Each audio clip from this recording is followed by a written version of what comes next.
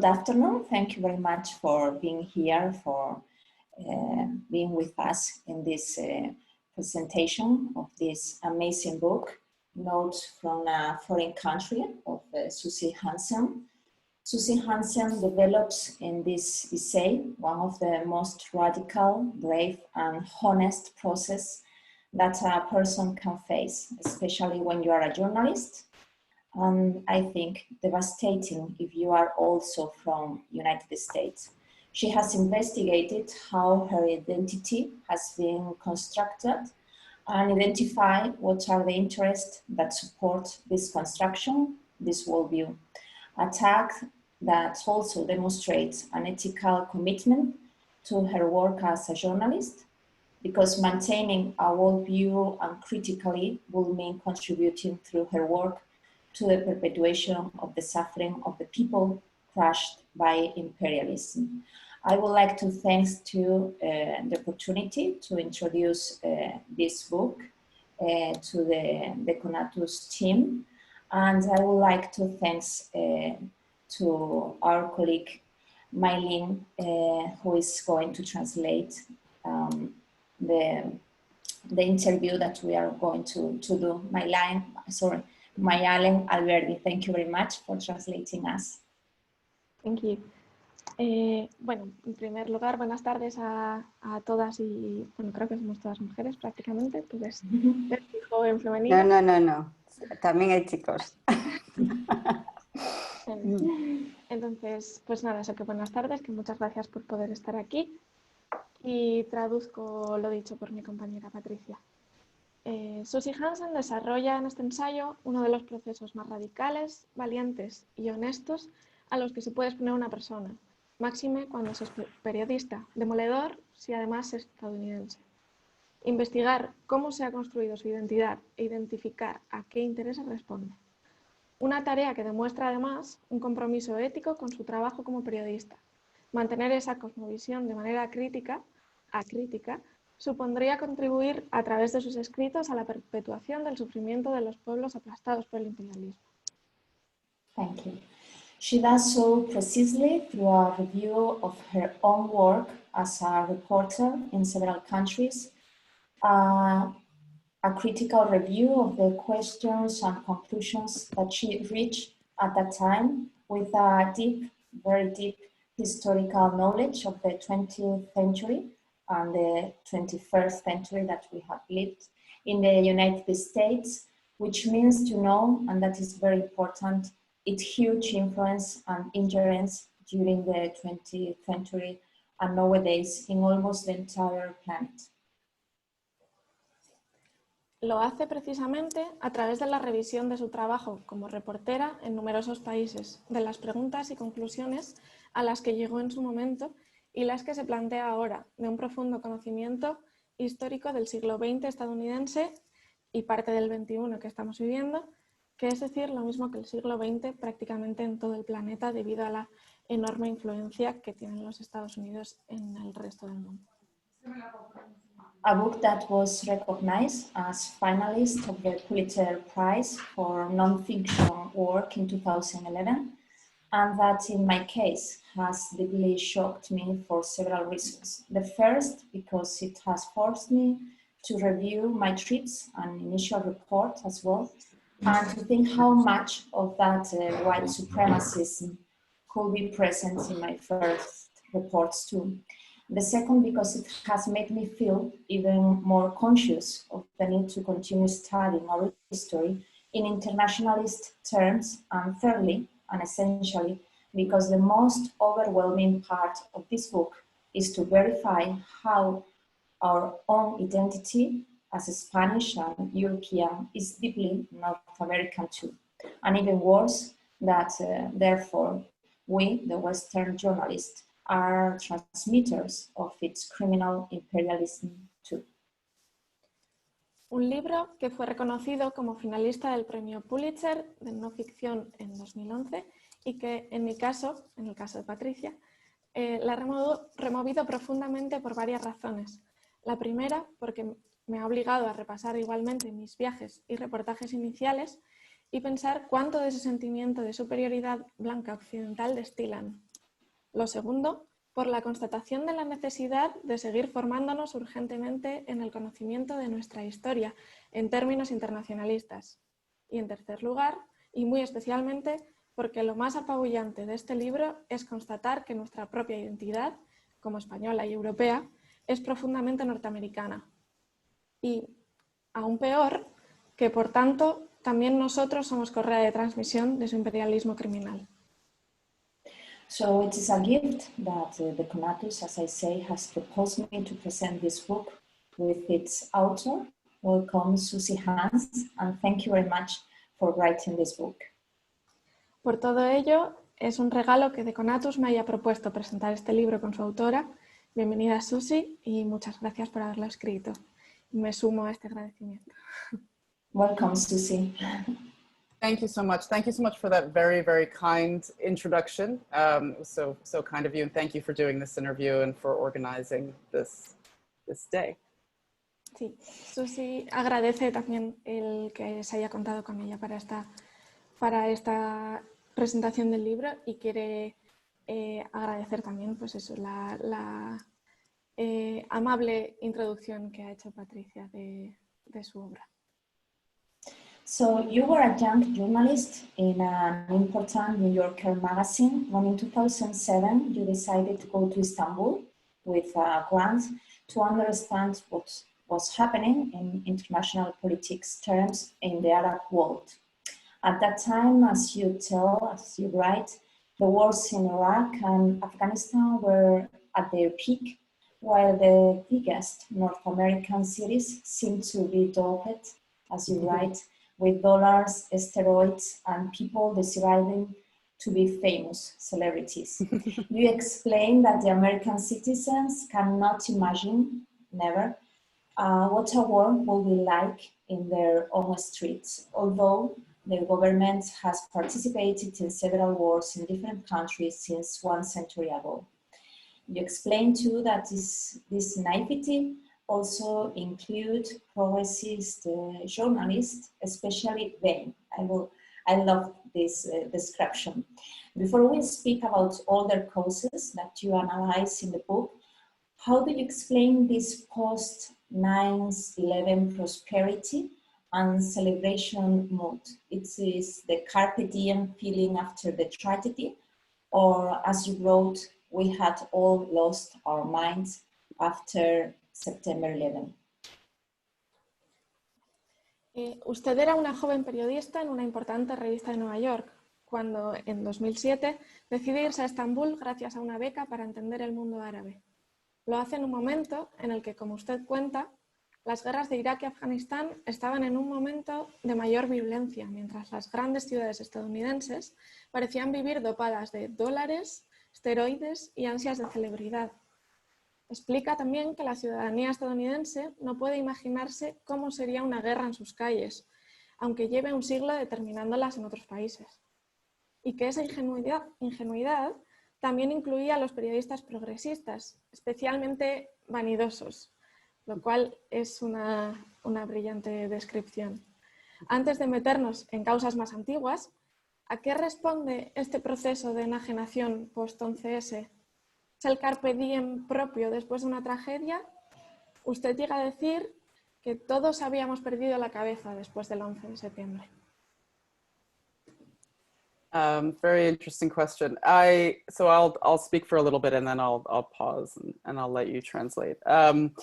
Yes, I think that right after September 11th, which I was in New York at the time, and it was, of course, a terrible tragedy and a great shock to many people, and the city kind of pulled together after it happened. There was a lot of mourning, but there was also a lot of learning. People were, for the first time, trying to understand, who was Al-Qaeda, what happened in Afghanistan, what had happened in the 20th century, essentially. And people were reading all of these books about the Taliban and Afghanistan and Al-Qaeda. And there was this engagement that felt really good. And I was working in the media and in the literary world, so I think that the engagement there was even more intense. Would you like to translate that? Yeah, sure. Sí, lo que Suzy comenta es que justo después del 11S, que a ella le tocó vivir en la propia ciudad de Nueva York, en el que la ciudad sufrió un gran shock y se vio altamente trastocada, ¿no? Pero así también unida. Pues después del 11S hubo un gran proceso de duelo, pero también de aprendizaje. Y este aprendizaje llevó a la gente a preguntarse qué era Al-Qaeda y qué es lo que había pasado en Irak y en Afganistán, ¿no? Y al final, en el mundo literario y periodístico que ella se movía, se encontró con un gran compromiso con este aprendizaje y esta revelación de la verdad, por así decirlo, y no solo en su ámbito, sino en la sociedad en general. And I think that, you know, then there was the invasion of Iraq, and very quickly that just became an absolute disaster, and it was a catastrophe. And I think that actually that is almost this moment when people started to turn away, that they, you know, first of all, they couldn't imagine that war. They didn't know Iraqis. I don't remember at the time any sense of who the Iraqis were as Iraqi people, but I think this just speaks to a much deeper psychological condition that I believe a lot of Americans have, which is that they are just so disconnected from the rest of the world and sort of incapable of that form of empathy that would allow them to feel any sort of responsibility for personal responsibility for what was happening. And then, yes, there was this financial boom. And so this is why I really focused on New York in that, you know, first chapter. Because I think that sometimes we tend to think, oh, New York, the educated people, the liberals, the leftists, but frankly, I think that, you know, they too were enjoying the fruits of this financial boom, and they were disengaged from the world and what was actually happening. I don't know if it was not carpe diem. I think it was just that they fell back into being who they always were. They weren't changed by September 11th as much as they thought they might have been. Okay. So, sí, entonces después del 11S llegó la invasión de Irak y con ello el gran desastre que esto supuso. O sea, el gran desastre que supuso en Irak, perdón. Pero sin embargo, la gente en Estados Unidos estaba totalmente desconectada con esta situación, puesto que no conocían a ninguna persona iraquí, no conocían nada de lo que estaba pasando allí. Pero esto se veía trasladado no solo con Irak, sino pues, en el comportamiento habitual de la sociedad norteamericana, ¿no? de esa desconexión con el mundo, de esa falta de empatía, ¿no? y de que esa falta de empatía les llevaba a una falta de responsabilidad personal, de responsabilidad individual, de no sentir que fuese problema suyo. Con esto vino también pues, el boom financiero por el que se centra en el primer capítulo en Nueva York. Y se centra sobre todo en Nueva York porque la percepción que se tiene de esta ciudad es de una ciudad muy progresista, muy liberal, pues eso, más libre, menos conservadora.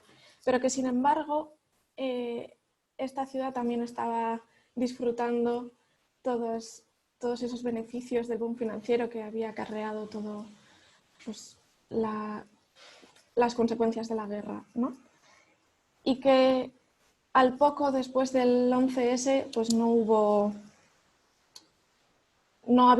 se notaba tanto cambio, sino que los estadounidenses volvieron a la conciencia anterior y no hubo ningún cambio. Se volvieron a la comodidad de cómo eran antes.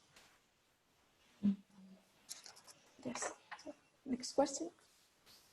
Once, Suzy, that you are living in Turkey, you explained that at some point you realized that you were making questions that you have never asked in your own country. And that every time you read about a massacre, a new shame, you judged the Turks. Somehow you thought of the collective nature of the people you were meeting, as if that history had shaped them, you know. It was then when you asked yourself, and for me this is a key question that probably we should all down ourselves, what about your history and what about your own person after the history of your country? How do you remember that moment when you realize that you have to make these questions to your own country and to yourself, that moment of reflection? Yeah, I think an important thing I was trying to do in these early chapters. Oh, sorry, I'm sorry. Yes. A second. Sí. Hay un momento en el que usted se plantea que jamás había hecho sobre mi propio país las preguntas que estaba haciendo aquí, en Turquía. Juzgaba a los turcos. Cada vez que leía acerca de una nueva masacre, una nueva venganza, de algún modo lo hacía pensar en el carácter colectivo de las personas que iba conociendo, como si esa historia les hubiera dado forma. Pero entonces, ¿qué pasa con la mía? ¿Qué pasaba conmigo? Ahora, tras llevar más de una década viviendo fuera de su país, empieza a ocurrirlo lo mismo con Turquía, empieza a perder esa mirada extranjera necesaria para detectar lo que a veces no vemos en nuestro propio contexto. As I was saying, what I was trying to do in part in those early chapters was show, because this is a book that is also critical of journalism and American foreign correspondence, it's just that you arrive in this foreign country and you are judging everything. You know, you are obviously kind of, in a way, even as I say, looking down on this place that you're studying. And I was drawing all of these conclusions about this country because I'd been reading so many history books about Turkey. And I was trying to make these connections to what I was seeing. And I had a series of realizations that I had never done what I was doing to Turkey to my own country. Now, I'm someone who wanted to be a historian, and I wanted to be an American historian about civil rights history. I was a thoughtful person when I arrived. But one of the points I also want to make is that no matter how leftist you are and no matter how thoughtful you are as an American, you're still an American. And so I think that, you know, Americans have to go even further, and I'll pause and then I'll continue about what the realizations were. Okay, so, sí, en los primeros capítulos del libro es lo que pretende trabajar. Al fin y al cabo, este libro también es una crítica al propio periodismo, porque ella siente que al final los periodistas que viajan juzgan todo y a todos. Entonces, incluso como con un aire de superioridad, como con esa mirada altiva, ¿no?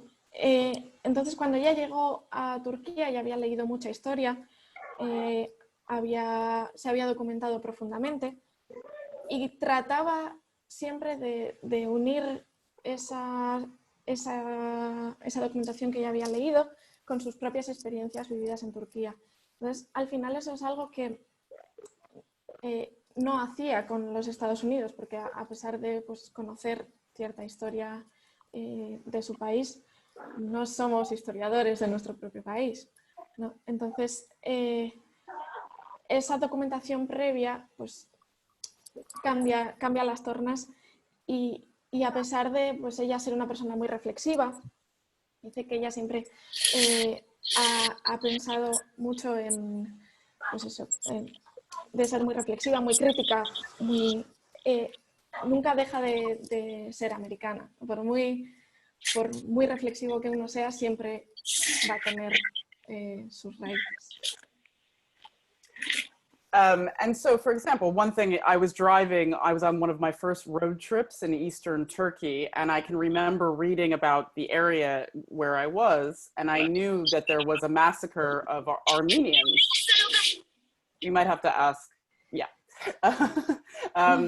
I knew there was a massacre of Armenians 100 years ago near that spot, and I sort of have this passage where I think about, well, you know, that massacre, that murder, that genocide, does that affect these people? Does it affect their present day lives? Does it affect who they are? as Turks, as Kurds. And that was one of those moments where I thought, well, you know, I don't expect that when a Turkish person is driving through the Native American lands of the American West, that they're wondering, you know, how that might affect my psychology or who I am today. But on two levels, I'm saying this. I'm saying, one, you know, do we do this to ourselves? But also, well, how does that history actually affect who I am? I mean, I think that one of the things I wanted to draw out was, as a white American, that history of genocide and then, of course, slavery, what does that have to do with the way I live my life and who I am today? And I think but what I really thought was, I have to start thinking about these things before I impose my beliefs and study a foreign country. I need to start examining myself. Sí.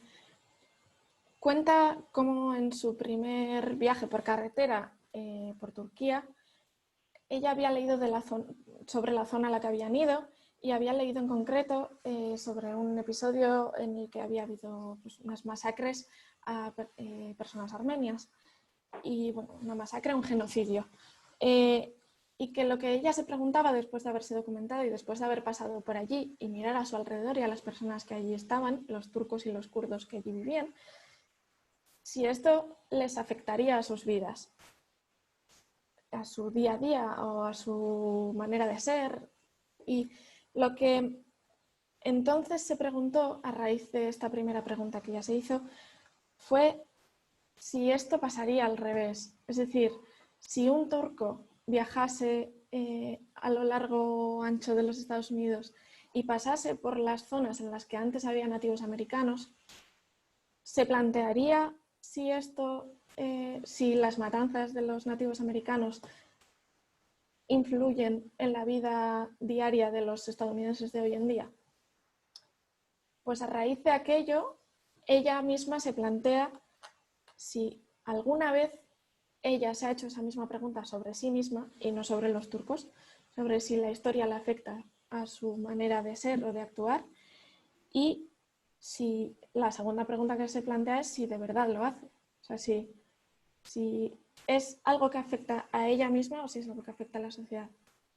Entonces, al fin y al cabo, eso, pues cómo los eventos pasados han podido influir en la vida presente de hoy en día, ¿no? En los conflictos pasados.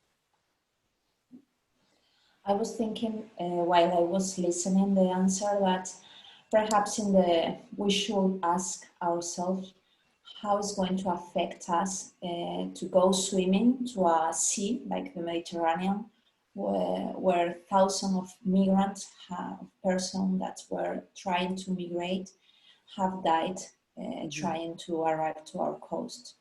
And that every summer we go there and go swimming. I remember that I was a teenager when this began in 1995. And I remember that I was scared because I thought perhaps I was going to touch a corpse, you know? Wow. So how is this affecting psychologically to our population? Suzy, you spoke, I'm sorry.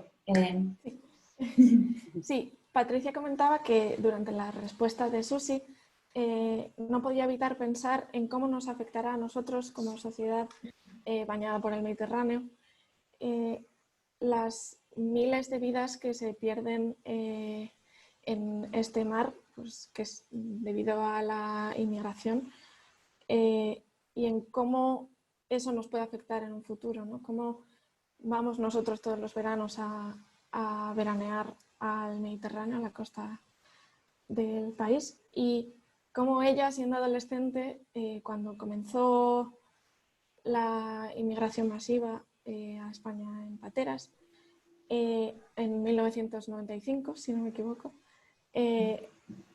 pensaba en eso, en cómo estaba bañándose y que quizás podría tocar un cuerpo, un cadáver, ¿no? Al final, ¿cómo podrá eso afectarnos, sobre todo a la larga, imagino, ¿no, Patricia? Sí. Bueno, ya corta también, Sí, in short term too. Yeah. So, Suzy, you were speaking about, well, this foreign point of view, foreign view as journalist. And I have one question. After living more than a decade, 13 years, I guess, outside your country in Turkey, do you feel you are losing this foreign point of view that allows us to see what we don't see when we are really used to a context? Sí. Perdón, un segundito.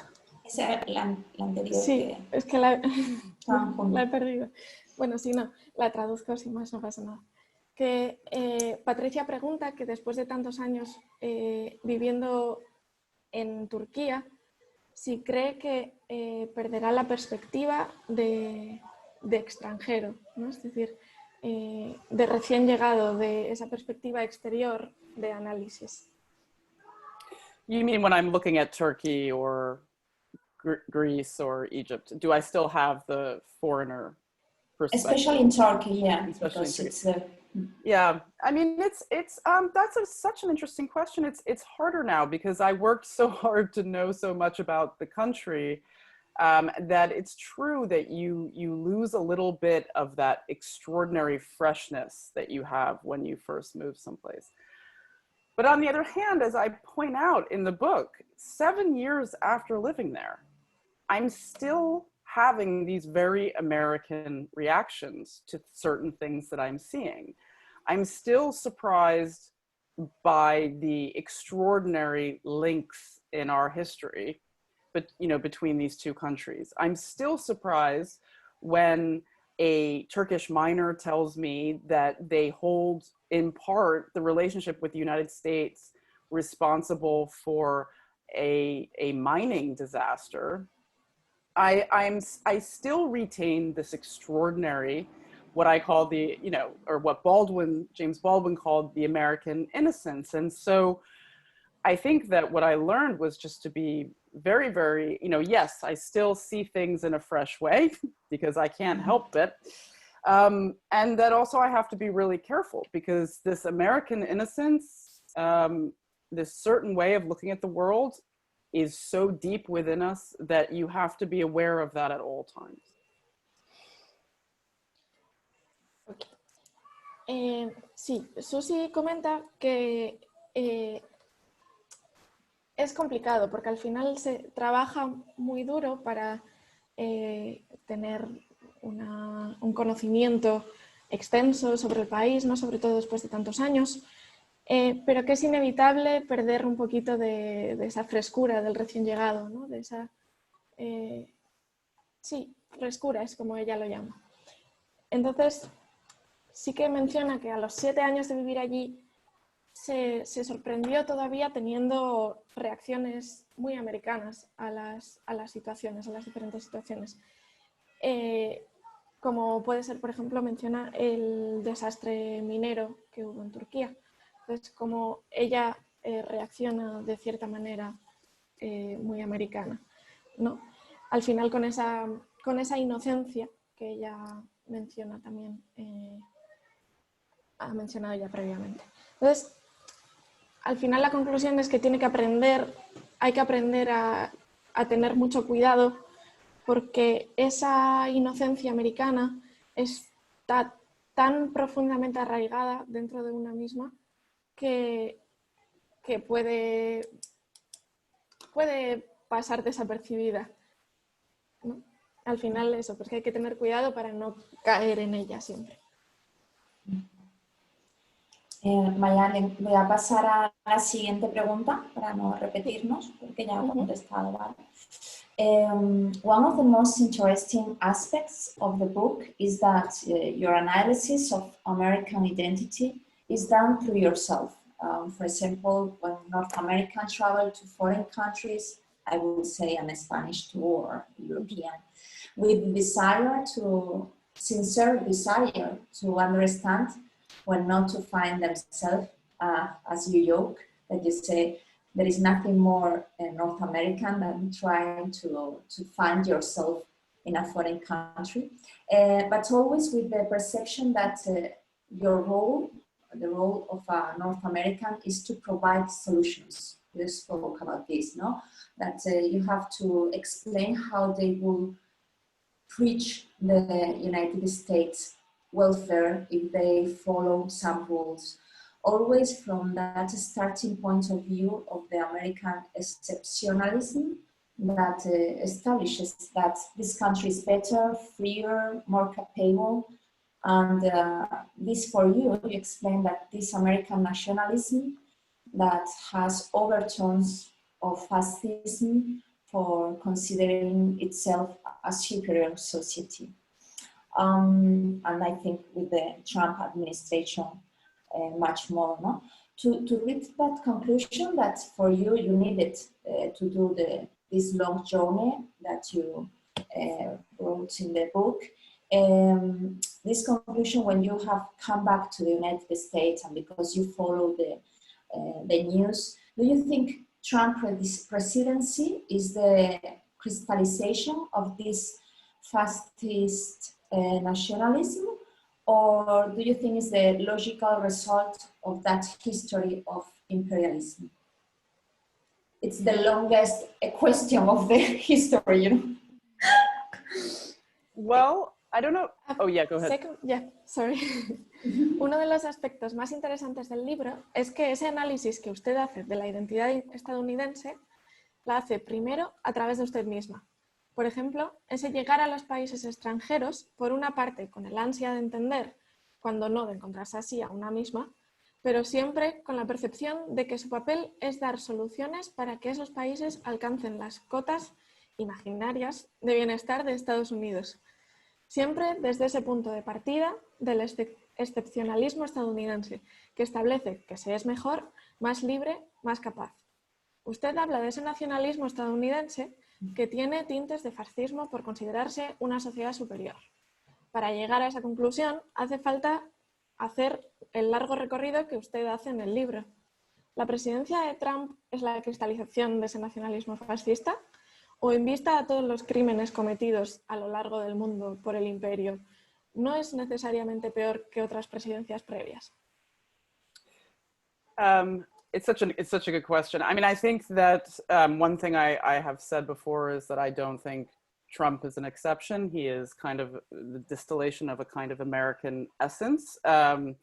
And I get very frustrated by liberals on the left when they try to make it seem as if he is so different, that he is some new strange phenomenon that came out of nowhere.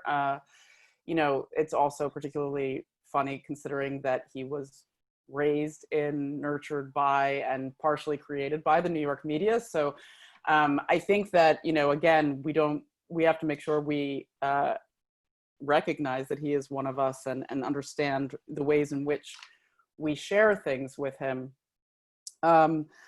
I think that in a lot of ways, like if you look at writers from the 60s and 70s who were watching this particular combination of money, power, influence, celebrity, television, and politics, they had predicted that there was going to be a kind of Frankenstein character like this, that this was the inevitable result. And I think certainly, you know, his particular combination of ignorance and then just this kind of flailing basic American nationalism does create, you know, essentially exactly what we see, which is, well, we shouldn't get involved in these things unless we make money off of them. But if any country messes with us, we'll just bomb them. But anybody in America who thinks that that does not sound like to foreigners, a lot of American leaders they're really misleading themselves. He's just saying everything in cruder terms. And yeah, I think that what keeps being surprising for Americans is that we are starting to look back at our history more. And if they look at previous presidents, they will see how many of them were racist and how many of them were warmongers and how many of them thought that it was absolutely fine to, you know, kill 1 million people in Cambodia and whatever else. So when we criticize Trump, I think we really have to think about, Trump is one of us. He came from this country. So where did he get all of these ideas from? It's the thing that makes him different is just that he's not a politician. I mean, he's not a real person. He's a television personality. He's not prepared for the job. He has no idea what he's talking about. But like, the character is very recognizable to me.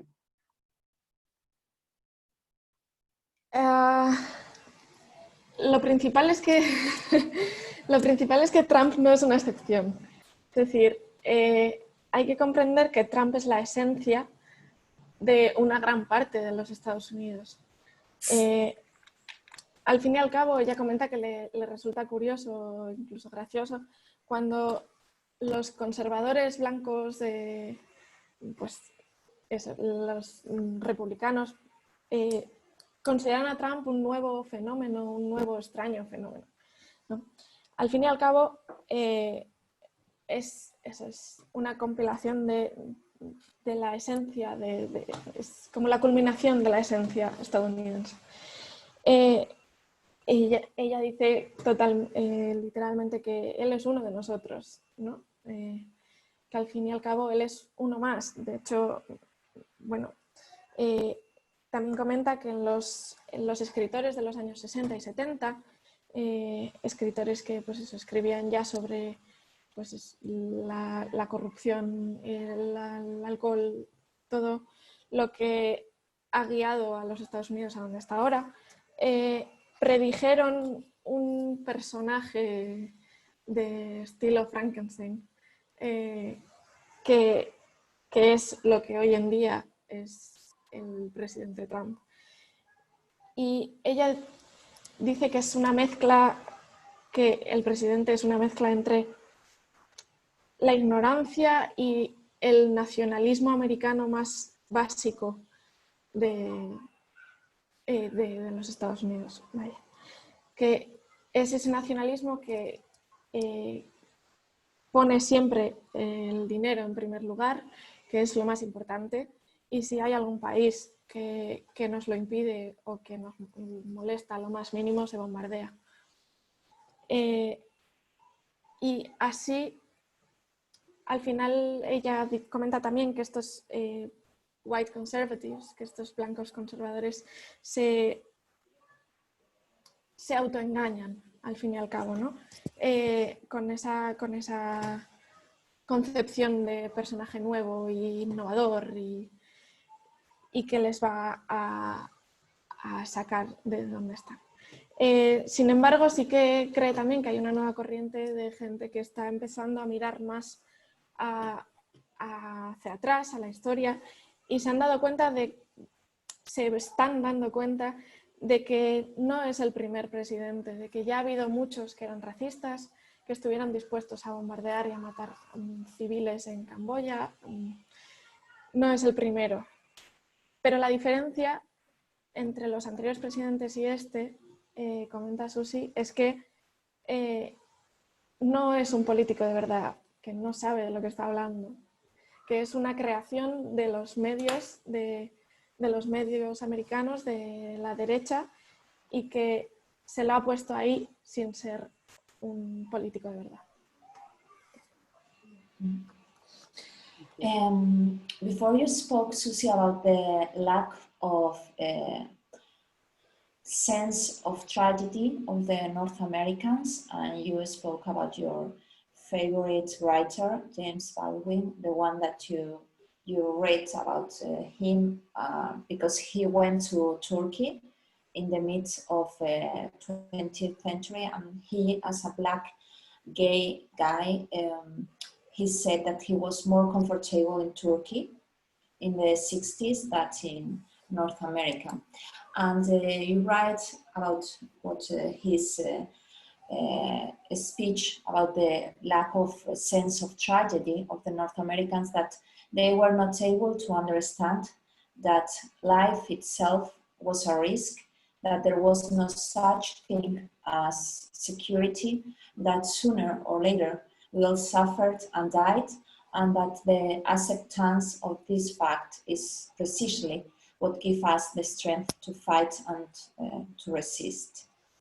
And you say that Baldwin proposed that the only answer to this lack of sense of tragedy was the love. How can love have a protagonist acting? How we can use the love to respond, to answer to this situation? For example, the very tragedy moment that is living United States now. You know, yep, there you go. Just want to talk. Sí, entonces Patricia comenta que Suzy ha hablado anteriormente de una falta del sentido de la tragedia, de la empatía, como hemos hablado antes, en los Estados Unidos, y al final parece también que tiene una gran influencia del escritor James Baldwin, ¿no? Que bueno, comentaba él que había viajado a Turquía en los 60 y que se sentía, como hombre negro gay, se sentía más cómodo en la Turquía de los años 60 que en Estados Unidos. Y entonces Suzy escribe, usted escribe, no eran capaces de comprender que la vida en sí era un riesgo, que no existía tal cosa como la seguridad, que tarde o temprano todos sufrimos y morimos, y que la aceptación de este hecho es precisamente lo que nos da fuerzas para luchar y resistir. Y entonces propone que, corrígeme Patricia si me equivoco, que el amor es el que podría devolver este sentido de tragedia a la sociedad estadounidense. I think I should first say that when he was proposing love as a solution, which I think was more to America's race problem in general, and I'll explain what he meant. It was when he was younger, and it was, I'm not saying that he changed his mind, but he did become more, he became darker about the United States and the possible solution later in his life. And I would recommend a really fabulous book by Eddie Glaude, which is on the bestseller list, called Begin Again. It's just absolutely fabulous.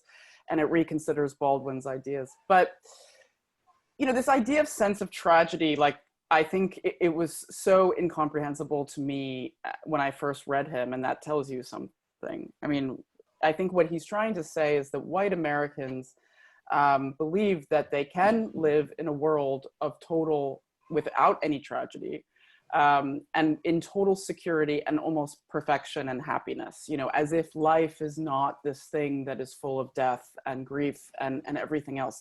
And in this way, they stay children all of their lives. You know, they're not, they expect that their government or their fathers or the authority figures around them are going to keep them in this constant childlike state.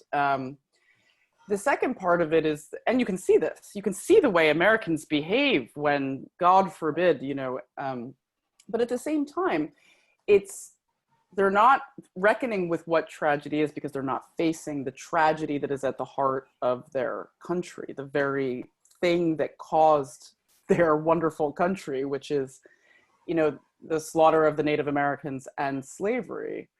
And I think that this way that they look away has enabled them to have this incredible tolerance for death and violence.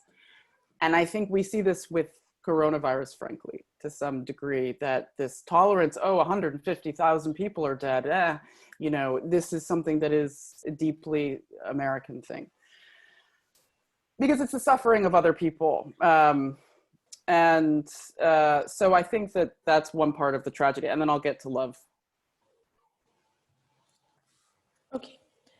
Ella comenta que al fin, que cuando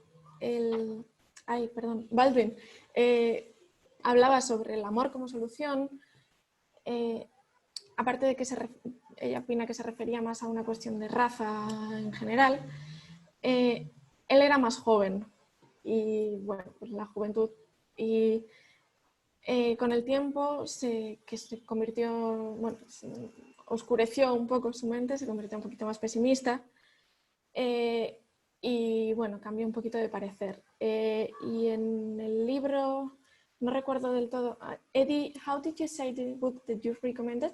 Eddie? Eddie Glaude. Cloud. Eddie Glaude, yeah. Eddie Cloud, I will note it. Que en el libro de Eddie Cloud, que ahora mismo está en la lista de bestsellers, pues eso, como que estudian un poquito las ideas sobre la tragedia y el amor de Baldwin. Pero al fin y al cabo lo que ella comenta es que los blancos americanos no pueden vivir al final sin la tragedia. O sea, como que están hechos, viven en un mundo en el que todo es perfecto, en el que tienen una casa perfecta. Las autoridades y los padres, porque al fin y al cabo educan a sus hijos en esta no tragedia, ¿no? Al fin y al cabo como que tienen una infantilización de la sociedad en la que todo es perfecto, nada va mal, ¿no?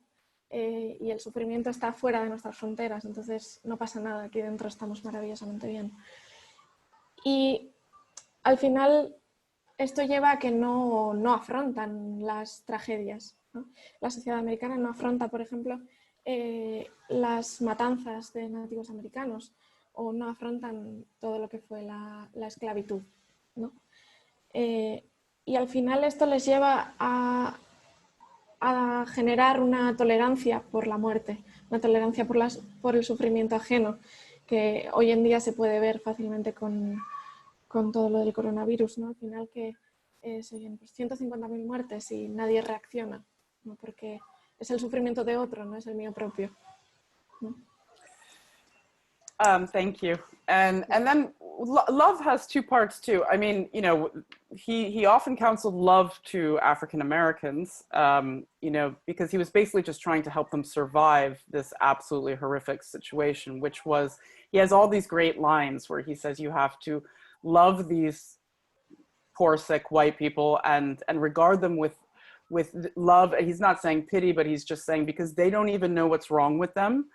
They don't know why they hate themselves and why they hate us. They don't know why they need to have this class of people that they call Black and that they consider beneath them. You know, he very, very wisely pointed out that the reason why white people, poor white people, tolerate how badly their government treats them is because they can always say, well, there is this other group that is beneath us. So he felt, he counseled African Americans with love at this time. It does change a little bit. But for white people, I think it was, you know, that they don't know how to love at all. That this situation in which they hold another group, you know, members of humanity in such low regard means that they also hold themselves in such low regard, and they actually do not know how to love themselves or love others. It's pretty damning. And so he's essentially saying you have to go through this process of figuring out what love is. And I think that also does require, as my book would say, you know, examining this long history and understanding what is this trauma, what happened to you that made you turn out this way, you know. And yeah, it takes love, but you know, it takes some tougher things too, I think, eventually. Ella divide esta parte del amor en dos subpartes. La primera es en torno a los afroamericanos, y es que al fin y al cabo como que les dice que tienen que amar, o les trata con amor para poder sobrevivir la situación tan dura que estaban viviendo, ¿no? Al final les dice tratadlos con amor, porque al final es lo único que pueden hacer, porque no comprenden por qué están ahí, no comprenden por qué se les trata mal, no comprenden por qué el gobierno les trata como si fuesen superiores, o sea, inferiores, perdón.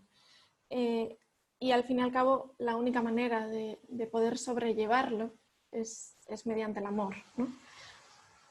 Y por otro lado, estaría la raza blanca, en la que pues, él dice que no saben amar, ¿no? Y no saben amar precisamente porque para saber amar hay que amarse a sí mismo. Entonces no puedes amar a otra persona si no te amas a ti mismo. Entonces se tienen en tan baja estima que no son capaces de transmitir amor a nadie más.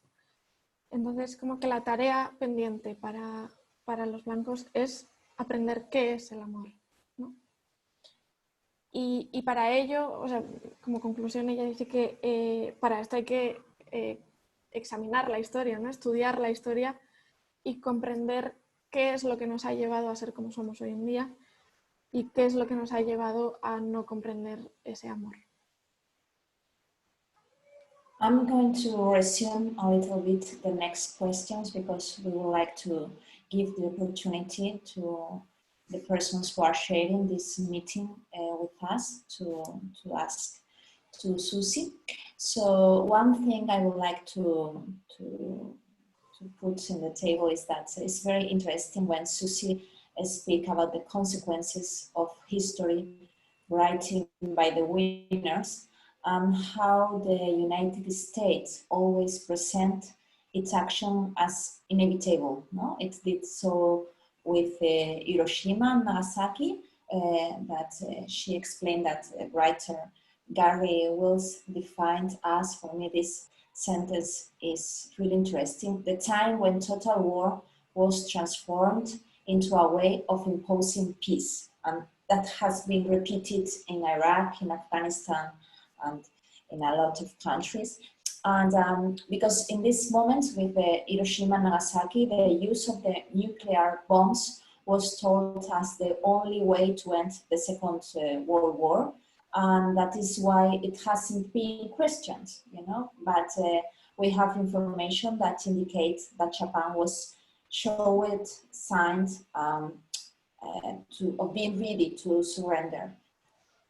So for me, this is very interesting because it's like the context that we should include in all our reports, while we only accept that this kind of answer of wars are inevitable.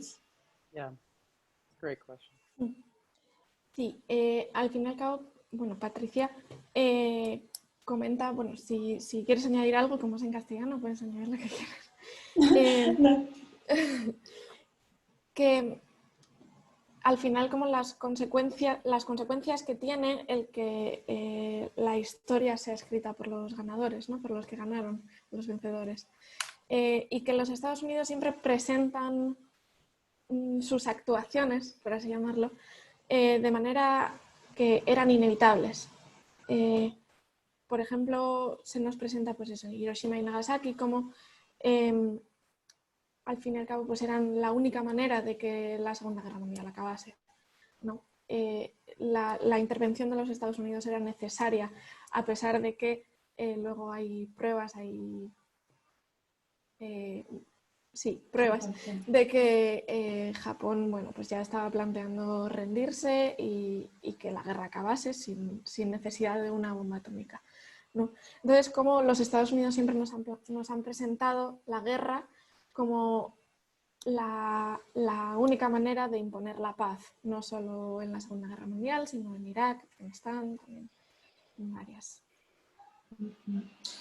And Suzy, you also explains how the Marshall Plan, which now even leaders used as an example to solve the way to globalize the US. You explained too that the theory of modernization was the American mentality of the Cold War, has allowed to implant as a hegemonic, no? The economical system, lifestyle, capitalism.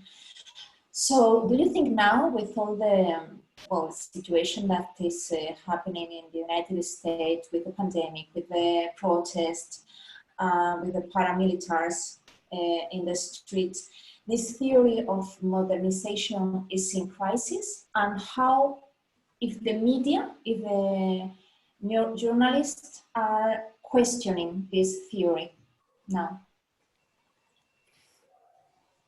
Patricia, es que se me ha entrecortado un buen trozo y no sé si he sido solo yo o ha sido al resto también. ¿Ahora me escucháis bien? Sí, ahora sí. Estaba un poco alejada, me parece. Vale. So, okay, I'm going to repeat it, but shorter. I was saying that Suzy explained that the Marshall Plan was a way to implant the capitalism and the lifestyle of the United States all over the world. But now the Marshall Plan is being proposed by the European leaders, for example, to answer the economical crisis caused by the pandemic. So I was asking Suzy if she believes that this theory of modernization is in crisis and is being criticized by the media because of this protest, of this pandemic, terrible answer of the administration, and if the media, the journalists are writing about this theory of modernization in a critical way. Vale, creo que ahora me ha llegado mejor. Sí, Patricia comenta que, bueno, al fin y al cabo el plan Marshall fue una manera fue la manera en la que los Estados Unidos nos impusieron, ¿no? su modo de vida, bueno, como entraron muchísimos productos económicamente, financieramente, a través de este plan, ¿no? Y comenta pues como ahora, por ejemplo, los líderes europeos, a raíz de la crisis creada por el COVID, proponen una especie de plan similar al plan Marshall, ¿no? Y pregunta a Suzy si cree que los medios están hablando de una manera crítica de esta modernización del plan, o sea, de la modernización que traería dicho plan, ¿no? Si no me equivoco, Patricia. Si están cuestionando esta teoría de la modernización, sí, que es la exacto. que permitió la implantación del plan Marshall. Sí. It's such a great question. And the answer is probably somewhat sad, which is that I don't think that it's a very small number of people in this country, and I'm not sure how much of the media, who know that in the mid-century, in the late 40s and in the 50s, there was something called modernization theory, in which after World War II, the Americans sat around, their intellectuals, the CIA, a whole bunch of people, and they determined what they thought defined a modern society and a modern person. And they, of course, defined it according to themselves. And then they thought about the countries they could go into and impose this system of beliefs or being onto various countries, including Vietnam, including Turkey, including Iran, Afghanistan, everywhere, Latin America. And what I find really interesting about this is on that list, by the way, it included like people should not be late. Like a modern person is always on time. And right now in America, we're having this debate about whether that is a North American or white or Western concept. But that was on the list. And, but this is history that we don't learn. So what happens is the American psychology is just simply, of course, we're the most modern people. Of course, we're at the end of the evolutionary spectrum. Of course, everybody wants to be like us. Of course. But I mean, in the American media right now, they're not having high-level discussions about modernity because it's so taken for granted.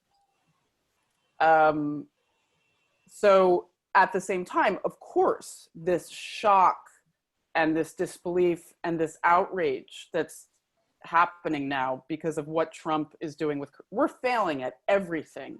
Everything we were ever supposed to be the best at, we're failing. And I think the psychological shock of this for most Americans is so disorienting that they're going to blame it on something else. And that's where we get into really dangerous territory. So yes, I think it's completely in crisis. What is modernity? What is, you know, American capitalism? What is American democracy? What is any of this? And what has it been? They're going to have to question all of it. But people are very programmed to see things a certain way. I mean, I've talked to friends who are grieving, you know, like the loss of their belief in the country, for sure. Liberals, you know. So it's a weird time over here. Okay. Pues dice que por desgracia la respuesta es muy triste. Y es que un escaso número de personas en los Estados Unidos sabe lo que es la teoría de la modernización, ¿no? Al fin y al cabo son ciertos grupos de la CIA y otras instituciones que se reunieron para definir lo que era una buena civilización, ¿no? Un individuo civilizado. Y quisieron llevar esa persona moderna, ¿no? A los países a los que iban, bueno, pues eso, Vietnam, Irak, Afganistán, Latinoamérica, ¿no?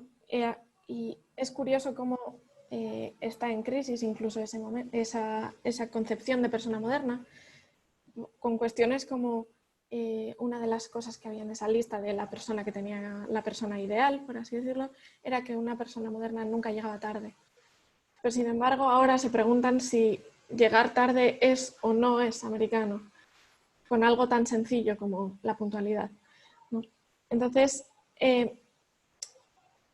estas son cuestiones de la historia que no se estudian en Estados Unidos, ¿no? Y por eso precisamente un pequeño número de personas lo saben, lo conocen. Y es que es precisamente porque se da por hecho el que son esa persona moderna, esa persona ideal, ¿no? Y los medios de comunicación precisamente favorecen esta concepción de persona modelo, puesto que dan por hecho eso, pues que claro que somos los mejores, ¿no? Por supuesto que tenéis que tomarnos como modelo, porque ¿cómo no? Y ahora mismo la crisis que se está sufriendo es precisamente porque desde la administración Trump, bueno, desde que comenzó la administración de Trump, perdón, se está fallando precisamente en eso que se creía que eran los mejores, ¿no? Si no sabemos hacer eso que mejor se nos daba hacer, ¿qué pasa ahora? Pero sin embargo, ella dice que, bueno, que encontrarán la manera de echarle la culpa a otra persona o a alguien o a algo que no sea ellos mismos, ¿no? Y al final, pues esa es la crisis que estamos sufriendo hoy en día, ¿no? ¿Qué es la modernidad? ¿Qué es la democracia en Estados Unidos? ¿Qué es todo lo que se ha dado por hecho hasta ahora y qué es todo lo que se ha considerado un valor fundamental en los Estados Unidos hasta ahora? Suzy, you spoke about this wild moment in the United States, but there is a very wild moment too in Turkey. Well, you have written this book, and you will have to write another one to explain how has been the process in Turkey. But what will be your short analysis about the last event, like the Sofia Museum turning into a mosque, and this growing up authoritarianism? Yeah, I mean, sorry. Sí, Patricia le pregunta que, bueno, ella es norteamericana, pero después de haber vivido tantos años en Turquía y con la actualidad que se está viviendo allí ahora mismo, ¿cuál es el análisis o la opinión que ella tiene sobre todos estos eventos que están sucediendo en el país, como por ejemplo puede ser pues, la conversión del Museo de Sofía en una mezquita, o el creciente autoritarismo de la presidencia del país? Thank you. Yeah, it's been pretty heartbreaking to watch. I mean, look, Erdogan and some of his people had always talked about wanting to change the Hagia Sophia to a mosque. No one ever thought they would actually do it. And I think that's because, you know, Erdogan made a lot of changes in terms of Islam and religion, but not the ones that everybody feared he was going to make. Like it didn't, you know, and now I think that something might be shifting in a big way, or it has been in the last years.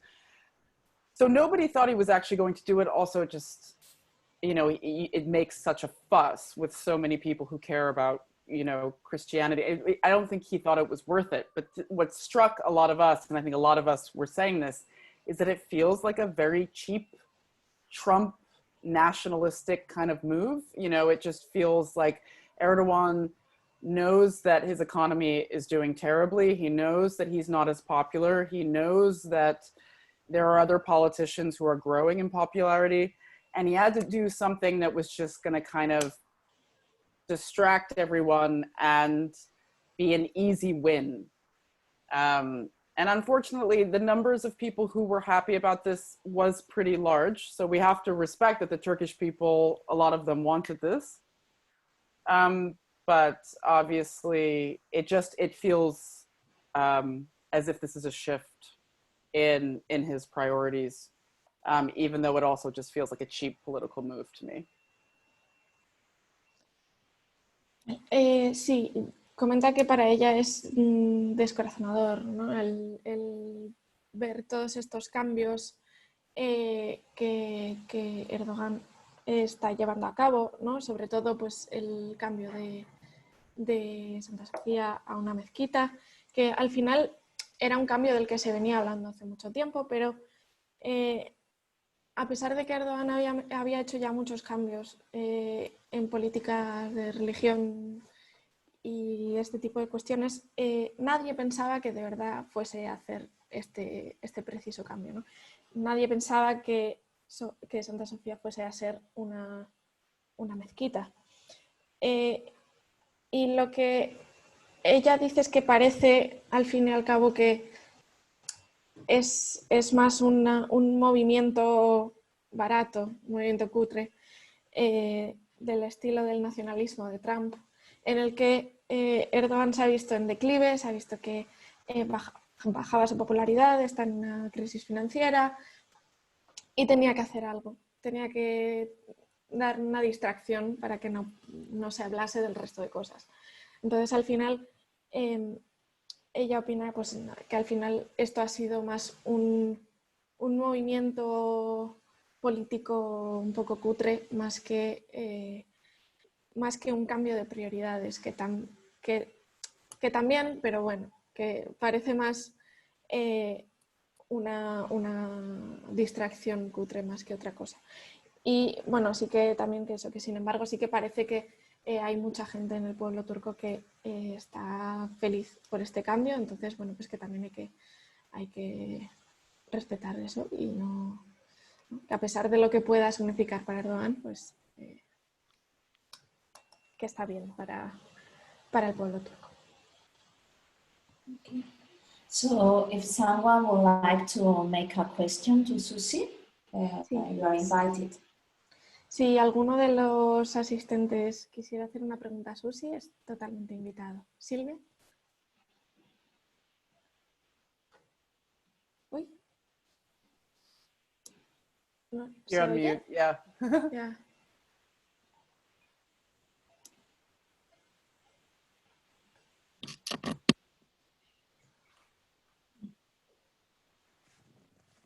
Ya. rápidamente.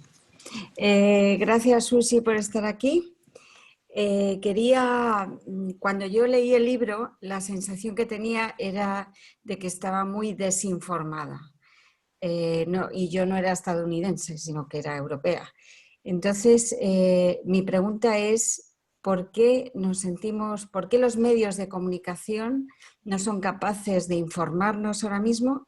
Y casi que necesitamos ir a leer libros de no ficción o de personas que están en los lugares viviendo, en los lugares de los que nos cuentan cosas para sentirnos informados. Sure. First of all, thanks for being here and for speaking to us. And what she says is that when she read the book, is that she had a feeling of this lack of information, that not just being an American citizen, but being a European citizen. So her question is, why do you think that the media are not able to give us that information that we need, and we have to go to books like yours of not fiction in order to get that information? Specifically the media, yeah. Well, I wonder if the media was better, if there was more historical context in the media in the 50s, 60s, or 70s before so much of the media was destroyed by the business model and by a lot of the struggles that the industry has gone through. I mean, certainly in America, in the 60s or the 70s, you had the Dick Cavett show on television. I don't know if you've ever watched it, but a lot of the greatest James Baldwin interviews are actually on this late night TV show. They used to have intellectuals on late night TV in America. And they used to talk about things in this very high level way. And they used to talk about history. But I think that also if you look at the 50s, and I read about this in the book, you immediately see the way that propaganda was passing off through mainstream magazines, and nobody really knew it. I mean, Time magazine was the biggest propaganda, piece in American life about how wonderful America is and patriotism and who lost China and all of this stuff. I think that you really have to look at post-Cold War America and the project that everybody was engaged in to sell to the American people an idea of themselves. And the American people should be very angry about this. But they have no interest in actually telling them the truth. Now, we do have leftist publications, we do have literary magazines, we have all this stuff. If you're lucky enough, you can find it. But a kid growing up in New Jersey, where I did, you have to get lucky to find those things. So it's not obvious where to get that information from the media. I don't know if that answers your question. Yes. Sí. De hecho, estamos muy contentas de publicar un libro de no ficción de este tipo en España, donde todavía la no ficción no está muy arraigada. Y esperamos que esto vaya más. Yes, she says that they are very happy to publish a book of non-fiction like this in Spain, because since we have no tradition of this kind of literature. Oh, really? So we hope that this kind of writing becomes like more rooted in Spain. Me too. Fascinating. Your next book too.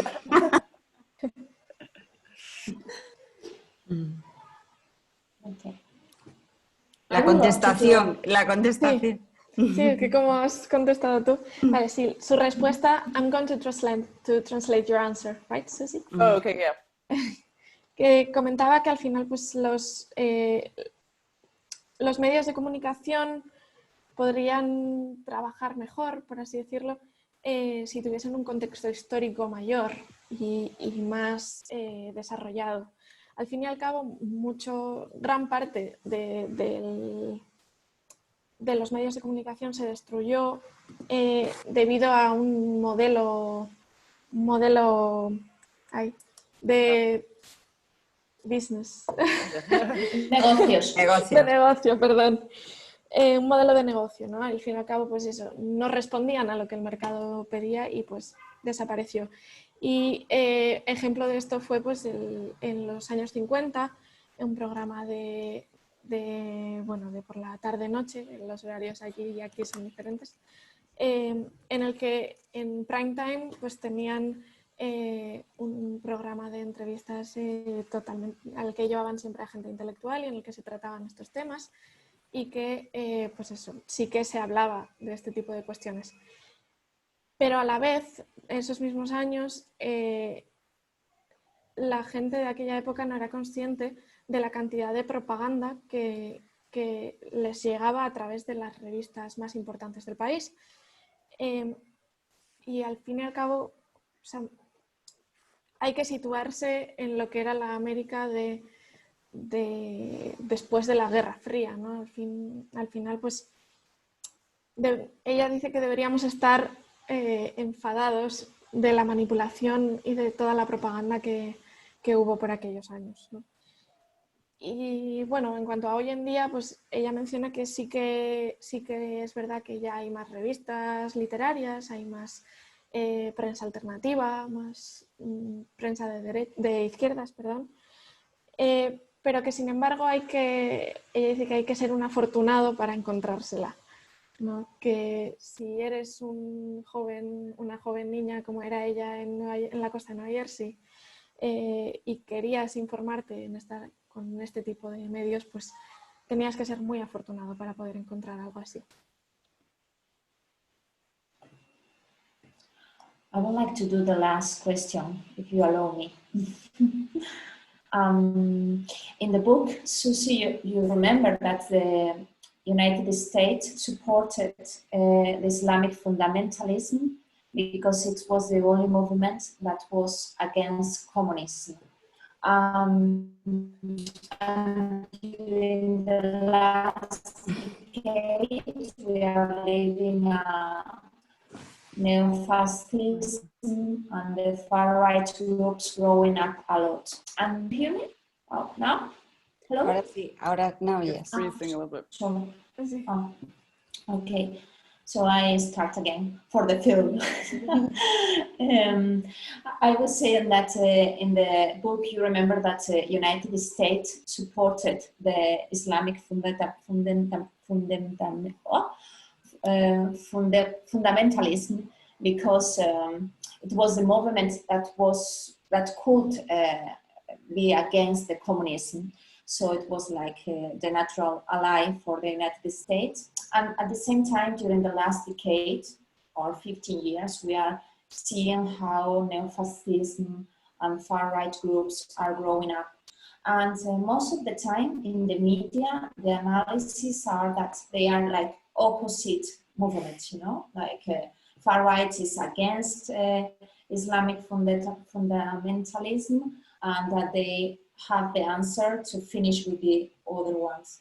But my analysis is that like they are the two faces of the coin, that they are part of this wave of involutionism. But the important part is that the United States is in the origin of they both, and they are growing, you know, they are feeding each other, each other. So this is part of the, I know, very reduced groups are discussing about this and are very elite movements. But do you think there are some groups that are putting in the public opinion that Trump is not so different to Islamic State with a, you know, with a normal difference, that they are acting, but one is supporting the other one? Vale.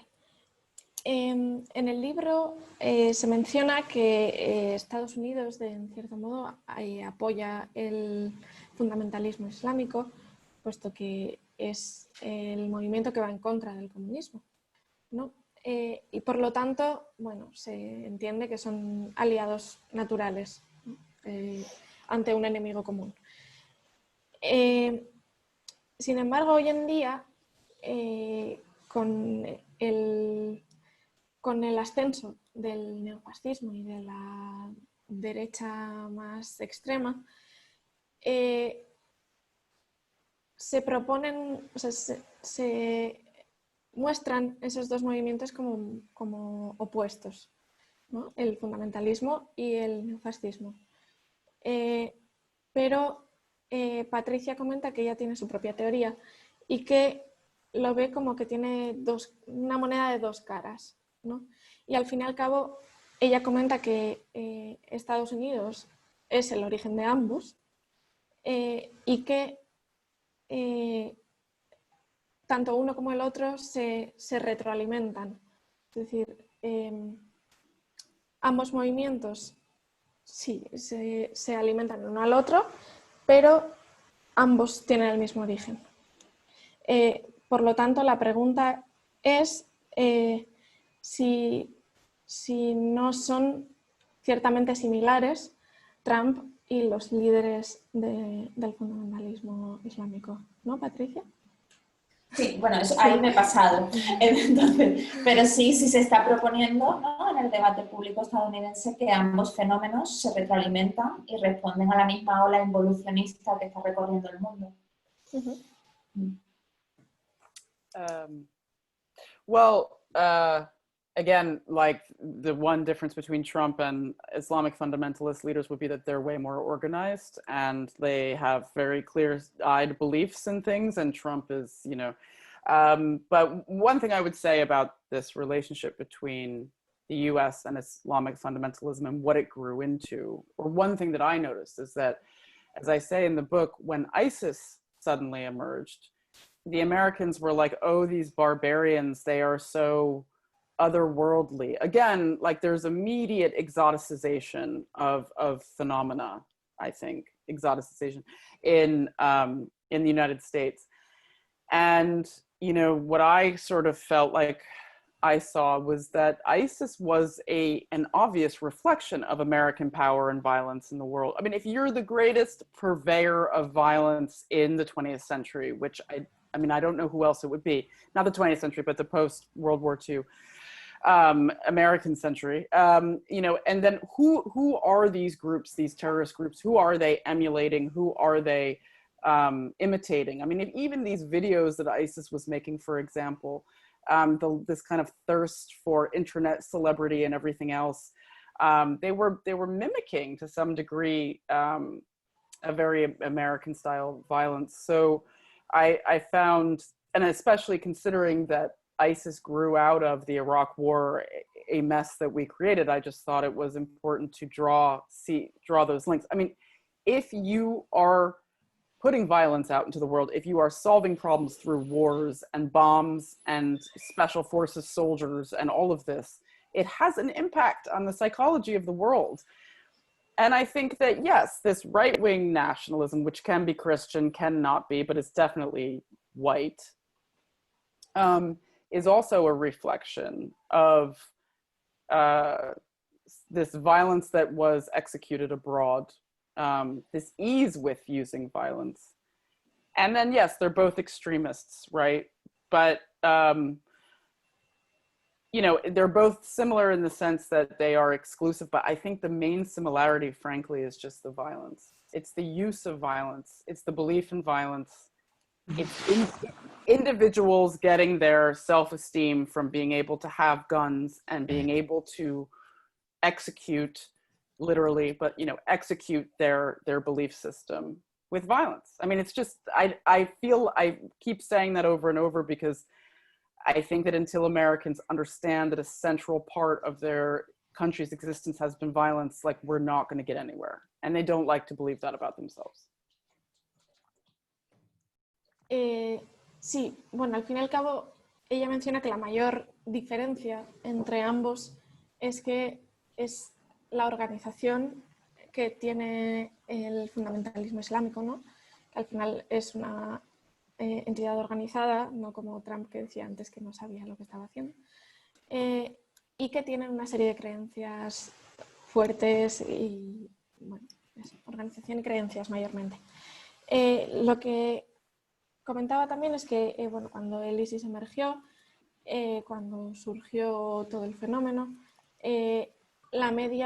los medios estadounidenses los trataron de bárbaros, pues, con un exoticismo, ¿no? Que es lo que, de lo que hablábamos antes, ¿no? Pues esa desconexión total de lo que hay más allá, ¿no? Y al final, bueno, ella también menciona pues, que es un reflejo muy obvio de la violencia de los Estados Unidos, ¿no? Al final, el ISIS es un movimiento que surgió a raíz de la guerra de Irak como reflejo, como consecuencia, quizás, de esta violencia que utilizó Estados Unidos allí.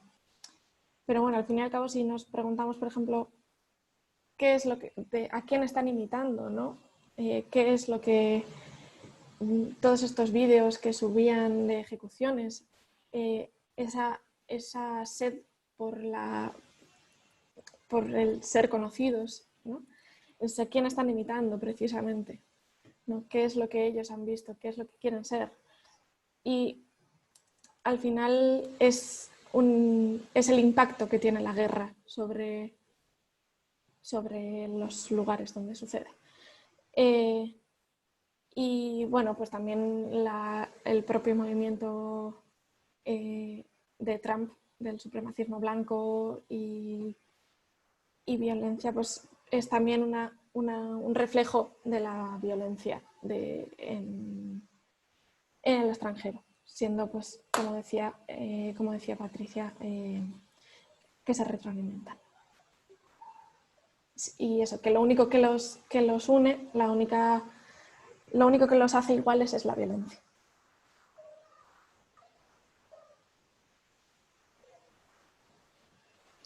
So thank you very much, Suzy, for writing us. We have been talking.